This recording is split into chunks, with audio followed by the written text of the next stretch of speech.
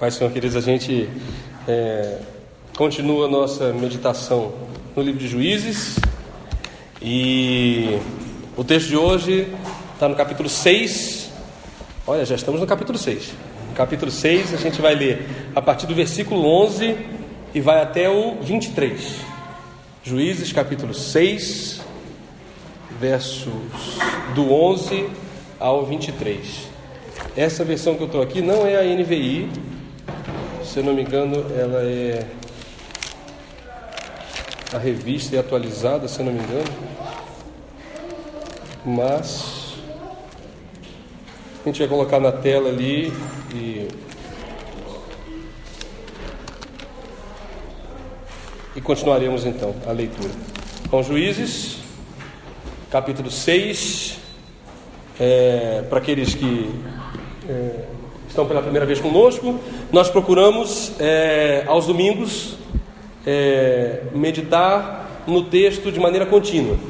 Então nós estudamos um livro da Bíblia por vez, e pela primeira vez nós estamos estudando um livro do Primeiro Testamento, o livro de Juízes, que apesar de ter sido escrito há pelo menos uns 3.000 anos atrás, vocês vão ver como ele é contemporâneo, como ele tem aplicação direta em nossas vidas. Juízes, então, capítulo 6, a gente vai ler a partir do verso 11 ao 23. Então o anjo do Senhor veio e sentou-se debaixo do carvalho que estava em Ofra, e que pertencia a Joás, a Biesrita, cujo filho Gideão estava malhando trigo no lagar para o esconder dos midianitas. Apareceu-lhe então o anjo do Senhor e lhe disse: O Senhor é contigo, homem valoroso. Gideão lhe respondeu: Ai, Senhor meu, se o Senhor é conosco, porque tudo nos sobreveio, e onde estão todas as suas maravilhas que nossos pais nos contaram, dizendo: Não nos fez o Senhor subir do Egito? Agora, porém, o Senhor nos desamparou e nos entregou na mão de Midian. Virou-se o Senhor para ele e lhe disse: Vai nesta tua força e livra Israel da mão de Midian. Porventura não te envio eu? Replicou-lhe Gideão: Ai, Senhor meu, com que livrarei a Israel? Eis que a minha família é a mais pobre em Manassés, e eu o menor da casa do meu pai. Tornou-lhe o Senhor: Porquanto eu hei de ser contigo, tu ferirás aos midianitas como a um só homem. Prosseguiu Gideão: Se agora tenho achado graça aos teus olhos, dá-me um sinal de que és tu que falas comigo. Rogo-te que não te apartes daqui até que eu volte trazendo o meu presente e o ponha diante de ti. Respondeu ele: Esperarei até que voltes. Entrou, pois, Gideão, preparou um cabrito e fez com uma efa de farinha bolos ázimos. Pôs a carne num cesto e o caldo numa panela, e trazendo para debaixo do carvalho lhe o apresentou. Mas o anjo do Senhor lhe disse: Toma a carne e os bolos ázimos e põe-nos sobre esta rocha, e derrama-lhes por cima o caldo. E ele assim fez. E o anjo do Senhor estendeu a ponta do cajado que tinha na mão e tocou a carne e os bolos ázimos. Então subiu fogo da rocha e consumiu a carne e os bolos ázimos, e consumiu a carne e os bolos ázimos. E o anjo do Senhor desapareceu-lhe da vista. Vendo Gideão que era o anjo do Senhor, disse: Ai de mim, Senhor Deus, pois eu vi o anjo do Senhor face a face. Porém o Senhor lhe disse: Paz seja contigo, não temas, não morrerás. Amém. Senhor, obrigado pela porção da Tua palavra que temos lido nesta manhã. Obrigado pelas orações que fizemos aqui, pela oportunidade de orarmos uns pelos outros, clamarmos uns pelos outros, podermos nos comprometer a orarmos e abençoarmos uns aos outros. Também pelas canções, pelo momento de louvor, adoração. E te clamamos, Deus, te pedimos neste momento, fala conosco, que seja a tua voz falando aos nossos corações, à nossa mente, nos convertendo a ti, em nome de Jesus, amém. Imagine-se numa situação de tamanha aflição, tamanha opressão, que você precisa desenvolver suas atividades corriqueiras escondido, ou num outro lugar, ou de maneira não usual. Vamos tentar trazer para nós. Imagina que você é professor mas que por causa da greve ou por causa de um destelhamento da sua escola, ou por conta de falta de água, você tem que ministrar num outro espaço. Você tem que dar aula debaixo de uma árvore, você tem que usar a internet, como fez o Roger há um tempo atrás. Imagine que você trabalha num dos nossos palácios aqui de Brasília, públicos, um dos nossos ministérios, e de repente, por conta de alguma manifestação, você não pôde trabalhar ali e você tem que procurar outro lugar. Estou facilitando, vou tentar uma coisa mais complicada. Imagina que você precisa trabalhar e não tem gasolina para ir trabalhar. Gideão estava malhando trigo no lagar. Vocês entenderam o que ele estava fazendo? Onde se malha o trigo? Você malha o trigo no celeiro, né? Para você. E o que você faz no lagar? No lagar você pisa as uvas, você vai preparar o vinho. Ora, mas o que ele estava fazendo? Estava malhando o trigo no lagar. Por que ele estava fazendo isso? Se a gente ler os 10 versículos anteriores do capítulo 6, que a gente estudou no domingo passado, a gente vai relembrar a situação que Israel estava. O versículo 1 do capítulo 6 começa: mas os filhos de Israel fizeram que era mal aos olhos do Senhor. Opa, o que aconteceu? Israel se afastou, e aí a gente entra naquele ciclo que a gente conhece bem em Juízes, e a vida de cada juiz retrata isso. Você tem um Israel que se afasta de Deus, ou seja, você tem a apostasia, depois você tem a angústia, o sofrimento, Israel é sitiado, Israel sofre, depois você tem o arrependimento de Israel clama ao Senhor, e o Senhor envia um libertador que livre Israel, e Israel vive então em paz. Esse momento é o momento agudo da aflição. Israel está sofrendo, Israel está sendo sitiada pelos midianitas. Quem estava aqui domingo passado e lembra quem são os midianitas? Os midianitas são descendentes de quem? De quem? De Abraão, ok. Ou seja, Abraão, o pai de Israel, o pai dessa nação, teve apenas Isaac. É isso que a Bíblia nos fala? Não, ele teve Ismael também, não é isso? Ismael, dos quais descendem aí a maioria dos povos árabes. Mas não foi só isso. Abraão também teve, depois da morte de Sara, se casa com Quetura e tem mais um monte de filhos. E um desses filhos é Midian. E a gente conversou sobre a consequência dos nossos atos impensados. Paulo diz: tudo me é lícito, mas nem tudo me convém. E aí a gente fez a pergunta no domingo passado: é lícito alguém viúvo casar de novo? Claro que é, não há impedimento nenhum nisso. Mas Abraão, sabendo das promessas que tinha e do problema que já tinha tido com Ismael e Isaac, devia tomar Quetura por mulher e ter outros filhos? Não sabia ele que isso provocaria disputa de sua herança, inimizade, porfia? Enfim, a Bíblia não passa a mão sobre ninguém, relata tudo. Mas a história continua, e esse Midian dá origem a esse povo, os midianitas, que agora são aqueles que estão fazendo Israel sofrer. Estamos aqui 450, 500 anos à frente, e Israel está sendo sitiada. O texto ele conta de tal forma que a gente até fez a semelhança. Vocês acham que arrastão é coisa moderna? Já tinha arrastão nessa época, né?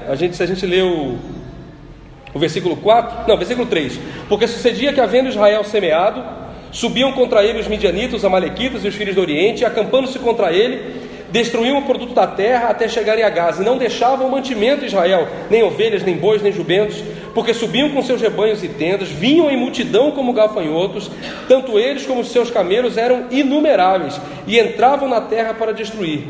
Assim Israel se enfraqueceu muito por causa dos midianitas. Então os filhos de Israel clamaram ao Senhor.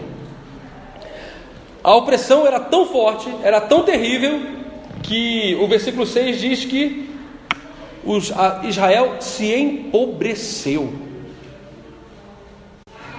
Coisa rara é ver judeu pobre, né? Mas a opressão era tamanha, a opressão era tão forte, eles estavam tão sitiados, que por anos a fio eles não conseguiam mais viver o normal. Eles tinham sua rotina diária de plantar, de cegar, de colher, de vender, de fazer comércio com isso, completamente transformada. Eles tinham que estar preocupados com ladrões, com salteadores. Eles estavam angustiados em voltar à noite. Tinha sempre alguém à espreita, tinha sempre alguém para se aproveitar do fruto do seu trabalho. Bem diferente do que a gente vive hoje em dia, né? Bem diferente. A gente consegue, como o livro é atual. E Gideão está nessa aflição, o povo de Israel está nessa aflição, e a gente contou e leu no domingo passado que o que eles fizeram então foi clamar ao Senhor, né? Em algum momento, na sua angústia, na sua dor, no seu sofrimento, a Bíblia te convida a clamar ao Senhor. O Senhor não tem prazer na sua aflição, o Senhor não tem prazer na sua angústia, e Ele é tão amoroso que Ele vai te ouvir quando você clamar. Mas precisamos clamar ao Senhor, porque enquanto a gente não clamar ao Senhor, a gente vai ainda tentar lutar com só nossas forças. Não, mas eu, com o meu talento, com a minha inteligência, com a minha perspicácia, eu ainda consigo dar mais uma virada. Eu consigo um novo emprego, eu consigo um novo negócio, eu consigo mudar a minha vida familiar. Não, está ruim em casa. Não, eu já sei o que eu vou fazer, eu vou comprar um livrinho que ensina os passos ali e vai dar tudo certo. Me perdoem as críticas tão duras, mas a gente tem que comentar o que a Bíblia nos ensina. Precisamos clamar ao Senhor. É errado buscar ajuda em outras coisas? De novo, é errado buscar ajuda em outras coisas? É errado você procurar melhorar, procurar crescer, procurar estudar? Claro que não. Mas é errado confiar nisso em primeiro lugar. É errado tirar a primazia do Senhor. É errado erigir a isso um altar. O altar por exemplo, do conhecimento. Não, quando eu fizer todos os cursos possíveis e imagináveis, então eu vou ter. Não. Que você erija um altar ao Senhor, e que nesse altar os seus dons e talentos sejam usados, como foi o caso de Gideão. Então vamos continuar. A gente estava só lembrando o domingo passado. E o que Deus fez quando Israel clama? Quando Israel clamou ao Senhor, versículo 6: assim Israel se enfraqueceu, se empobreceu muito por causa dos midianitas. Então os filhos de Israel clamaram ao Senhor. E sucedeu que, clamando eles ao Senhor por causa dos midianitas, o Senhor enviou um profeta. Por que o Senhor enviou um profeta e não enviou um general, um libertador? Porque o povo estava errado e não sabia que estava errado. Ele estava errando e não sabia que estava errando. O Senhor precisava mostrar onde estava o erro. Precisamos aprender também essa lição de pedir ao Senhor que nos mostre onde temos errado, o que temos feito de errado. E o Senhor levanta um profeta, e na nossa primeira leitura a gente começa a levantar as mãos e fala: Senhor, nos envia então um profeta que nos diga o que nós temos feito de errado. Deixa eu dizer uma coisa para vocês muito séria. Nós somos os profetas para a nossa nação. Nossa nação tem agido mal, nossa nação tem agido errado, porque nós estamos nos eximindo da posição de profetas do Senhor para apontar a solução. E não estou falando de solução política, não estou falando de partido político, né? Vocês me conhecem bem para saber que não é isso. Estou falando de postura de cidadão cristão cidadão, e primeiro cristão, depois cidadão. Se nós agirmos corretamente, se nós assumimos a nossa vocês devem ter recebido no WhatsApp e tal, várias críticas, né, de pessoas que aumentaram o preço, que duplicaram e etc, coisa e tal. Enquanto isso, o que essas pessoas estão fazendo? Essas pessoas estão sinalizando o caminho oposto àquilo que nós devíamos estar fazendo como profetas. Que o Senhor nos dê estratégias de poder utilizar isso, seja algo simples como dar uma carona, sejam coisas mais complexas, como talvez substituir um colega seu de trabalho que não pode ir porque está morando longe, ou que te dê compreensão ou graça para compreender a falta de uma outra pessoa. nós precisamos ser os profetas para a nação. É muito legal a gente sentar aqui passivamente e falar: Senhor, então envia o profeta que precisa, que vai resolver a minha vida. Precisamos amadurecer. A maioria de nós tem anos e anos de caminhada cristã. Eu tenho um colega muito crítico que diz o seguinte: 100 anos de pentecostalismo, 200 anos de protestantismo, e a nossa nação não se converteu. O que tem acontecido com os nossos profetas? Será que o que temos pregado? O que temos ensinado? Será que nossos locais de reunião se tornaram locais de fazer mais do mesmo? De reproduzir e de erigir altares aos mesmos deuses que se erigem lá fora? Altar ao consumismo, altar à ganância, altar ao egoísmo. Tudo bem, esses altares a gente vai estudar para frente. Eu parei no 23 de propósito, porque o 24 já começa falando de altar e é para frente. Mas o momento é de entendermos a situação aflituosa, angustiante, terrível que se abate sobre a nação de Israel e que se abate sobre a nossa. O momento é de clamarmos ao Senhor por livramento, de vermos o Senhor levantando profetas que vão apontar, e de se colocar como esses profetas que vão fazer isso. Mas o texto continua, porque o profeta se levanta, o profeta diz que está feito o que está de errado, e diz: olha, vocês não estão dando ouvido à minha voz. É o fim do versículo 10. Mas não destes ouvido à minha voz. Ou seja, o que nós vamos fazer com essa informação? Vamos continuar não ouvindo ao Senhor? Vamos continuar procurando viver apenas para nós mesmos? Vamos continuar vivendo apenas para satisfazer as nossas vontades, os nossos desejos, ou as nossas necessidades, ainda que seja assim? Se você tem vivido assim, desculpe, você não tem vivido o cristianismo. Cristianismo é serviço. Não há cristianismo sem serviço.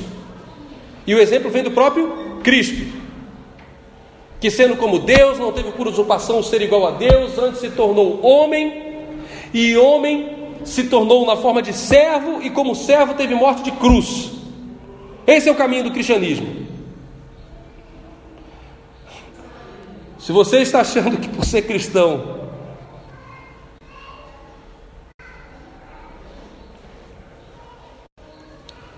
ou ser cristão é ser um privilegiado aos olhos do mundo, desculpe. Talvez você esteja erigindo um altar equivocado. Mas o versículo 11 diz: então veio o anjo do Senhor. Perceba que primeiro veio um profeta e agora vem o anjo do Senhor. Versículo 11: então o anjo do Senhor veio e sentou-se debaixo do carvalho que estava em Ofra, que pertencia a Joás, a Biesrita, cujo filho Gideão estava malhando trigo no lagar para o esconder dos midianitas.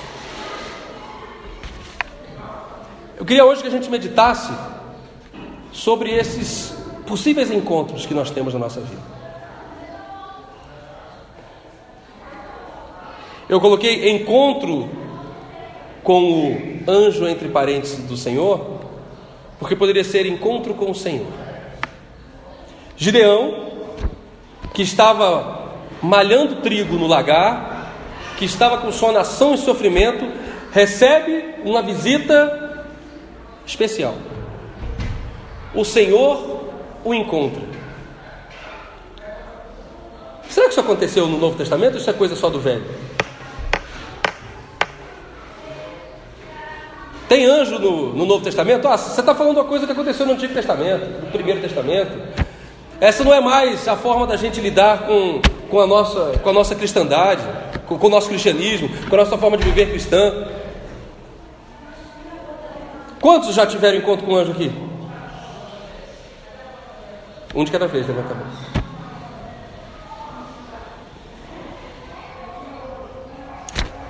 Com muito temor eu digo que já. Eu encontro com um anjo do Senhor quando um de vocês me corrige e aponta o erro. quando um de vocês me acolhe na minha angústia, na minha necessidade. Eu encontro com o anjo do Senhor quando um de vocês se oferece como ombro, como suporte.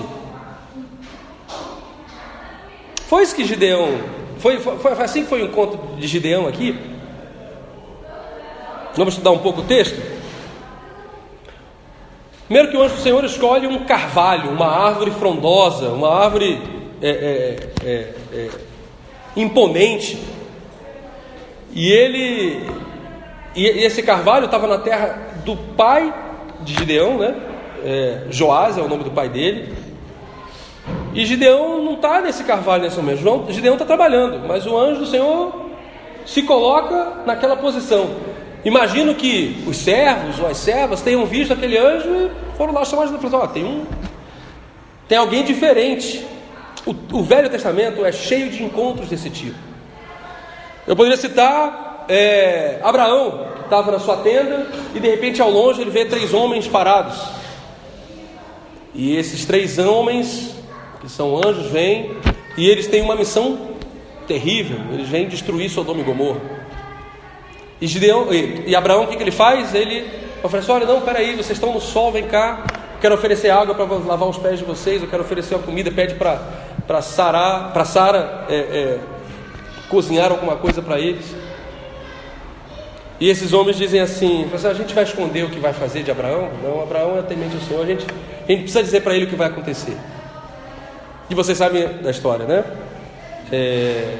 Abraão então intercede por Ló, que é o seu sobrinho, que está na cidade de Sodoma, e ele começa aquele discurso um tanto quanto diferente, né? Quase anedótico. Você tem um Abraão que diz assim: Senhor, mas você vai destruir Sodoma? O Senhor é um justo juiz de toda a terra. Se tiverem 50 pessoas nessa cidade que são justas, o Senhor vai destruir os justos com os injustos desse jeito? Não se faça isso para que os outros não falem mal do Senhor. Abraão tentando negociar com Deus. Aí Deus fala: tá bom, se tiver 50 eu não vou destruir Sodoma nem Gomorra.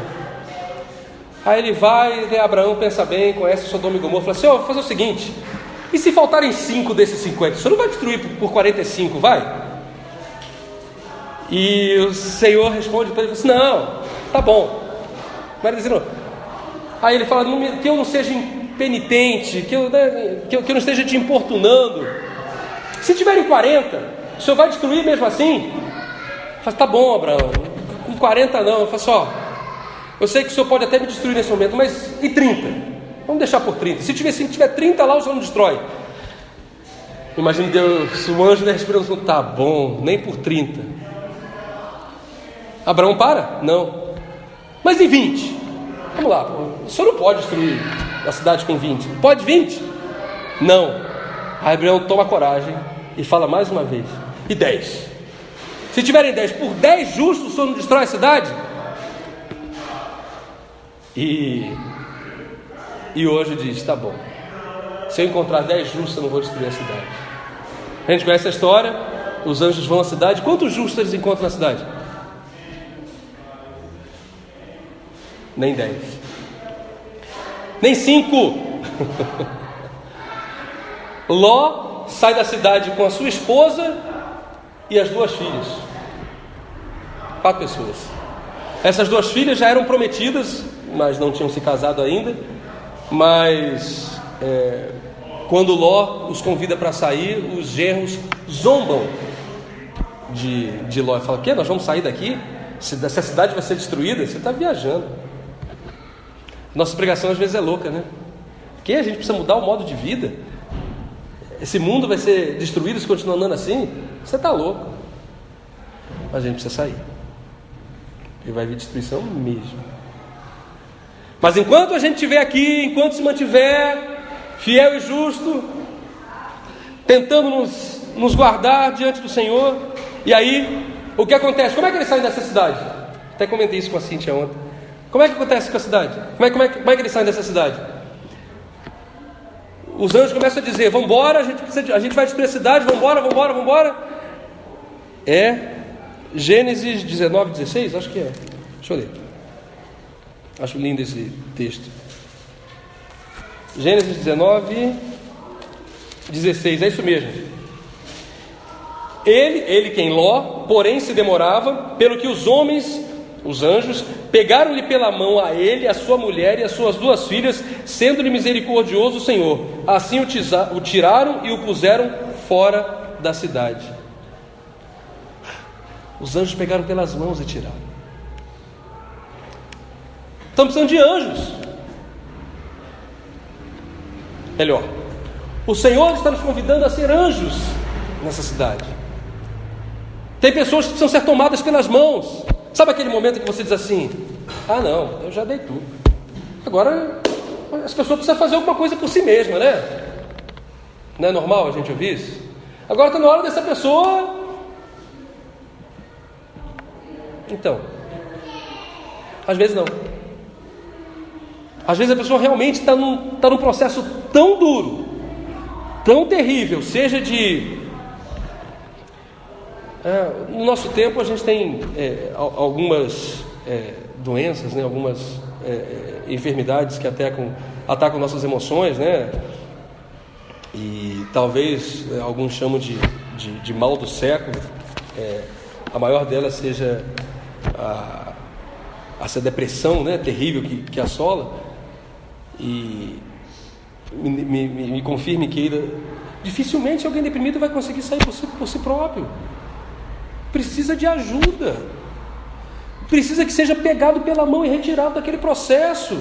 Às vezes você entra num desespero, num processo tão terrível, numa luta tão terrível na sua vida, que não adianta, você não vai conseguir sair sozinha.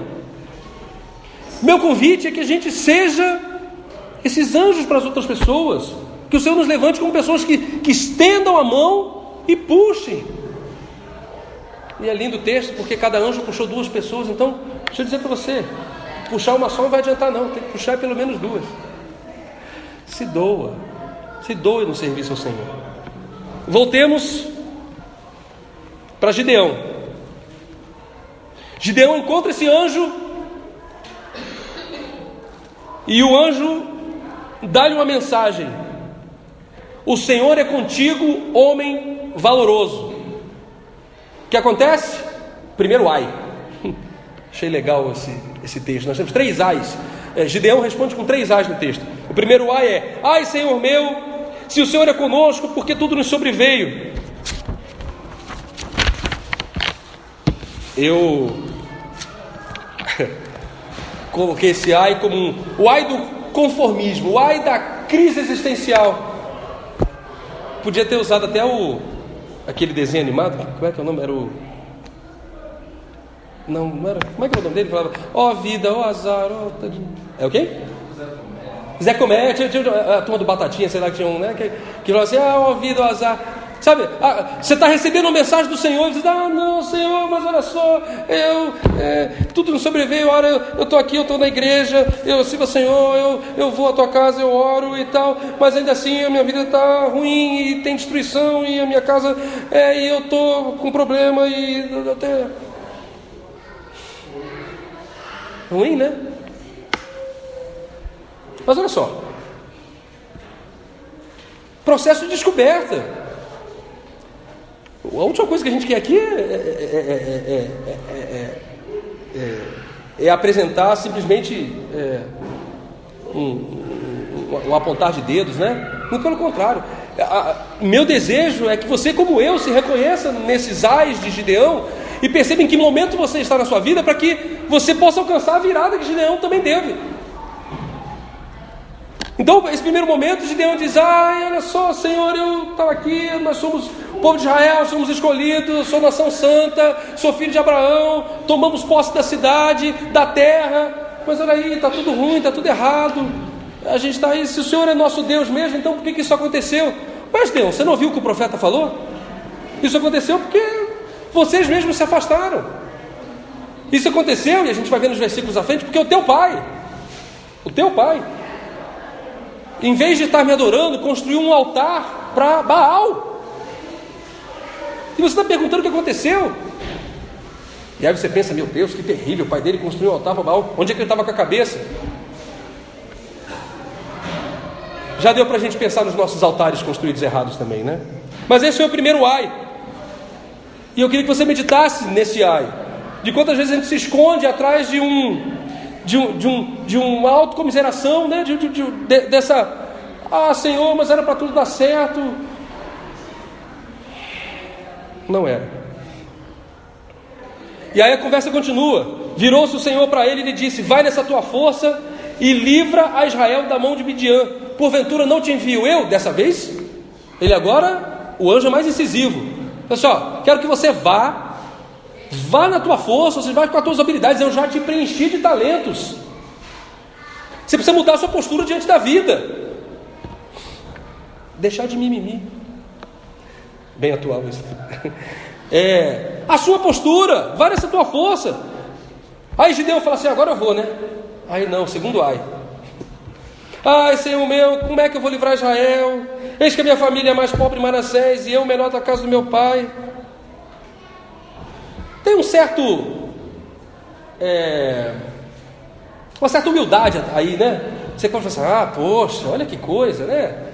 Gideão jamais que vai se considerar. Será que é só humildade mesmo?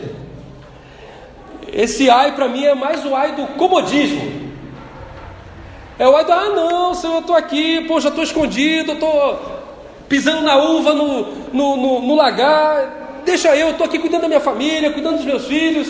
Que livrar já deve chamar outro para livrar já. Olha só, minha família é pequena, não tem importância nenhuma. Não, que diferença eu faço no reino de Deus se eu não estou fazendo nada? Que diferença eu faço no reino de Deus se eu simplesmente cruzo os meus braços enquanto outros estão trabalhando e servindo, né? Me parece que esse é o ai do comodismo. Outra coisa super atual. É o ai daquele que tem um monte de desculpa para não botar a mão na massa. O Senhor está mandando: vai e faz.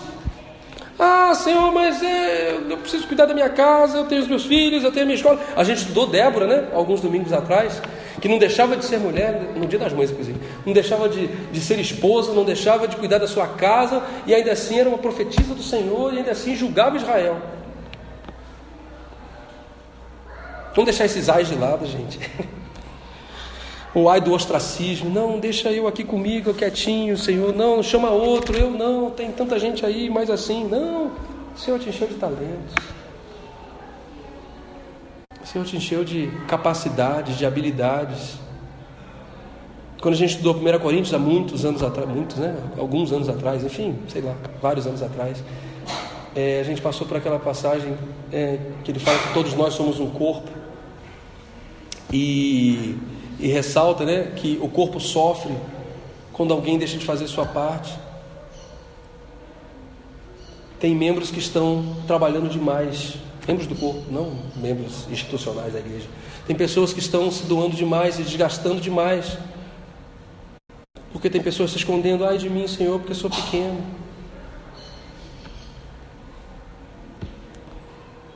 Mas ainda tem mais um ai. Só que antes desse ai tem um pedaço interessante, que nós não vamos pular, que nós vamos conversar sobre ele. Versículo 16: tornou-lhe o Senhor: porquanto eu hei de ser contigo, tu ferirás aos midianitas como a um só homem. O Senhor reforça o chamado de Gideão. E aí prossegue Gideão: olha, Senhor, se agora eu tenho achado graça aos teus olhos, dá-me um sinal de que és tu que falas comigo. Conversa de doido, né? Para.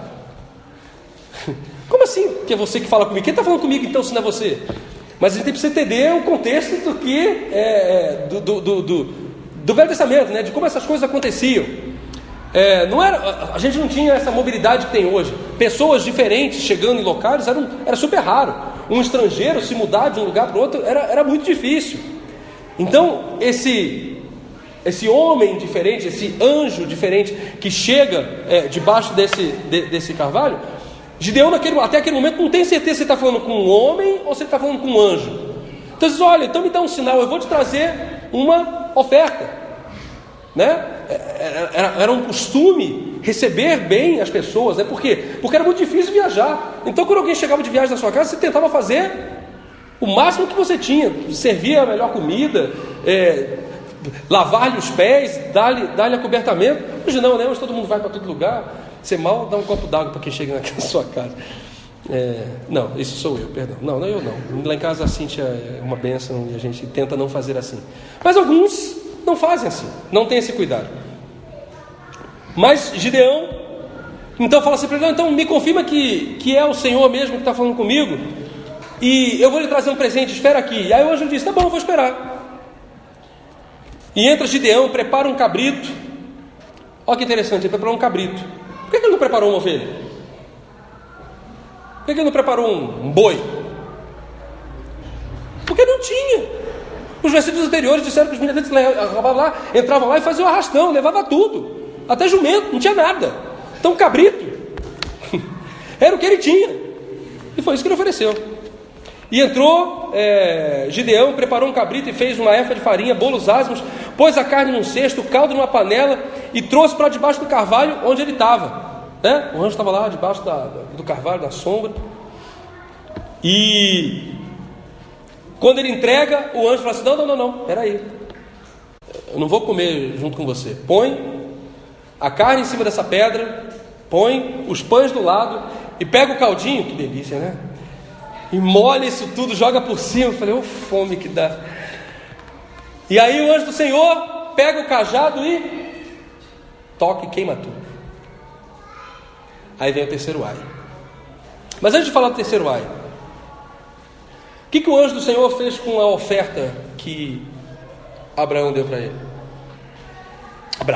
Que Gideão deu para ele. Ele simplesmente consumiu essa oferta, né? Ele não se deleitou nessa oferta, ele não se alimentou com essa oferta. É diferente do caso de Abraão. No caso de Abraão dá oferta, traz alimentos e os anjos comem. Mas nesse e em outros momentos a gente vai ver simplesmente esse sinal do Deus, do anjo queimando tudo e não tomando parte nessa oferta. Depois do segundo ai, Gideão já está meio quebrantado já, né? Ele fala assim: então acho que é o Senhor mesmo que está falando comigo, né? E aí ele percebe que, então peraí, se é o Senhor mesmo, eu preciso adorá-lo, eu preciso ofertá-lo, eu preciso trazer alguma coisa, um presente para ele, porque é o enviado de Deus para mim. Só que o anjo não precisa do presente dele. Na verdade, o anjo vai usar o presente dele para mostrar que é mesmo Deus falando com ele.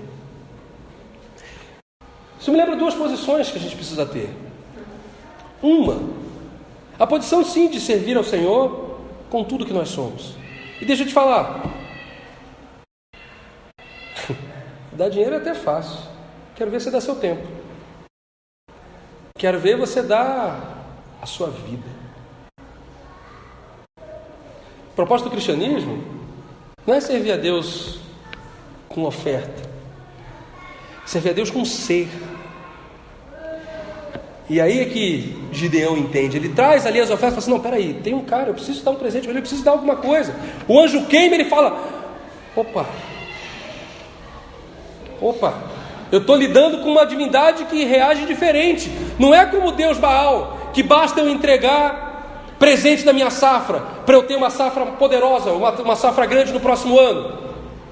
Não é como as Astarotes, que basta eu servir, não basta eu botar uma vela. Não, essa relação com o Senhor é diferente. Claramente Deus diz: olha, eu recebo, mas eu não preciso disso. O que eu preciso, Gideão, é do teu compromisso. O que eu preciso é da tua vida. O que eu preciso é de você por inteiro. E aí Gideão diz, quando vê isso tudo, ele diz: ai de mim, Senhor, versículo 22, pois eu vi o anjo do Senhor face a face. Esse terceiro ai é de fato a conversão de Gideão. É nesse momento que ele percebe que a relação dele com Deus não vai ser construída no mimimi. Ah, Senhor, e tal, por que aconteceu isso comigo? Eu faço tudo certinho e tal. Não vai ser construída nessa falsa humildade. Ah, eu sou pequenininho, não deixa eu cuidar da minha vida. Também não vai ser construída com simplesmente entregando parte ao Senhor. Não, Senhor, eu vou domingo de manhã na igreja, está tudo certo. Eu cumpri, bati meu carimbo lá, está tudo resolvido. O que Gideão percebe nesse terceiro ai é: agora eu vou morrer, agora não tem jeito. Agora eu vi o Senhor. Ele sabe que eu sou fraco, ele sabe que eu sou pequeno, que eu sou falho. E o que acontece é o seguinte, fica para o domingo que vem. Mas esse é o ai da conversão. E a gente vai ver a partir desse versículo um Gideão convertido, com mudança de vida. A primeira coisa que ele faz, perdoem o spoiler, é quebrar primeira coisa que ele faz é construir um altar ao Senhor. E depois ele derruba o altar de Baal. Que esses ais de Gideão, que esse crescente de comportamento nos faça refletir onde nós estamos. Eu não sei em que momento você está, eu não sei como está a sua angústia, eu não sei como está o sofrimento, mas deixa eu dizer uma coisa, vamos tirar os olhos sobre você. Pensa na nossa nação. Nossa nação hoje padece, nossa nação hoje sofre, porque nós nos temos omitido, às vezes dizendo: Senhor, mas nós temos feito tudo certinho, nós somos teus servos e está dando errado. Temos pessoas corruptas tomando decisão, temos pessoas corruptas dirigindo nossa economia, nossa história. A história desse país vai mudar quando nós assumimos o nosso papel de profetas do Senhor, de juízes do Senhor sobre essa terra.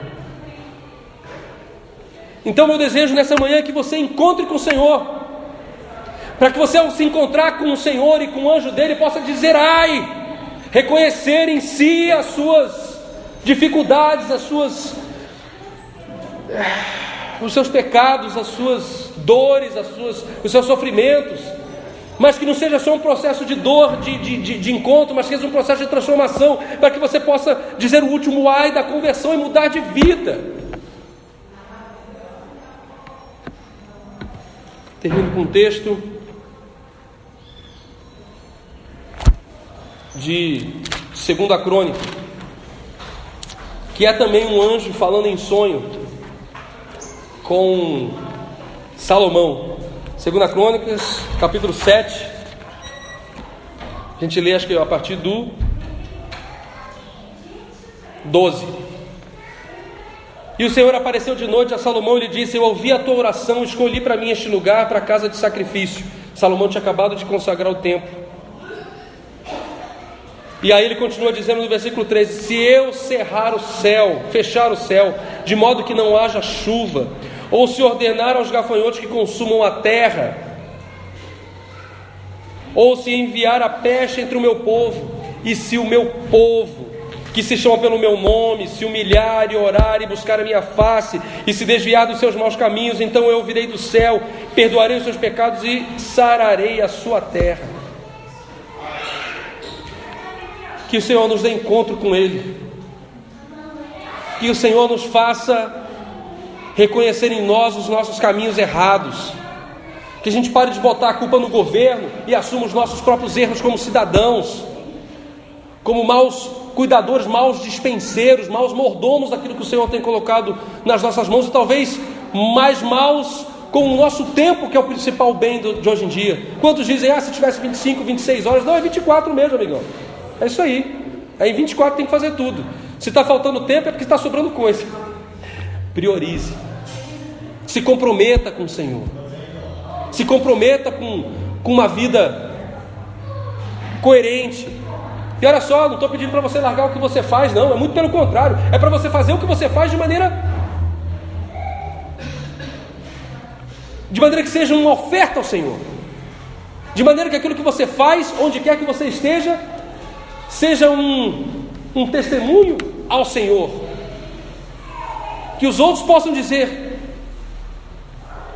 a diferença em como Ele faz e naquilo que Ele faz.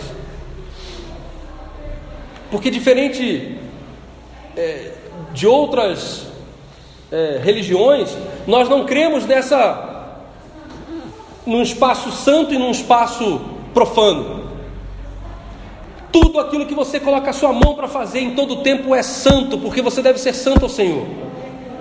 Cuidar dos seus filhos, cuidar da sua casa, trabalhar, estudar, isso deve ser santo ao Senhor. Obedecer ao seu chefe, dar ordem ao seu subordinado. E se o meu povo que por mim se chama, confesse, humilhar e orar, então eu ouvirei do céu, e sararei a sua terra. Que o Senhor nos faça encontrar com Ele e sare a nossa terra. Senhor Jesus, nessa manhã nós meditamos, ouvimos a Tua voz, no encontro de Gideão com o anjo do Senhor. Promove encontros, Senhor, para que possamos nos reconhecer falhos, pequenos, débeis, e transforma o nosso modo de ver, nos converte dos nossos maus caminhos. Ouve a oração que é feita nesta manhã, neste lugar, nos usa como profetas, Senhor.